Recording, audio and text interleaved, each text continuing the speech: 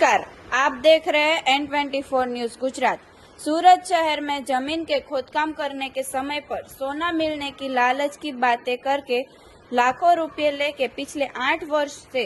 Kapodra police station में cheating के अपराध में वांटेड आरोपी को मध्य प्रदेश से सूरत क्राइम ब्रांच ने गिरफ्तार किया। यह बाबत में संयुक्त पुलिस कमिश्नर श्री क्राइम तथा नायब पुलिस कमिश्नर श्री क्राइम के मार्गदर्शन द्वारा पुलिस इंस्पेक्टर श्री डीसीबी की राहबरी अंतर्गत नाचते फिरते स्क्वाड के टीम साथ में वर्कआउट में थी। उस दौरान नाचते फिरते स्क्वाड के पुलिस स्टाफ ने मिली हुई बातमी के आधार पर मध्य प्रदेश सोंढवा से आरोपी शंकर भिखलिया मसाणिया उम्र वर्ष 45 को गिरफ्तार किया। मजकूर आरोपी कापोद्रा पुलिस स्टेशन कलम 406, 420, 120 बी मुजब के अपराध में वांटेड मजकूर आरोपी को पकड़ने के लिए नामदार कोर्ट द्वारा CRPC 70 का वारंट इश्यू हुआ, जिससे उनके विरुद्ध कानूनी कार्यवाही करने में आई है, जिसमें एक बनावटी पीली धातु की बिस्किट अंदाजित 1 किलोग्राम वजन की देकर शिकायतकर्ता श्री के पास से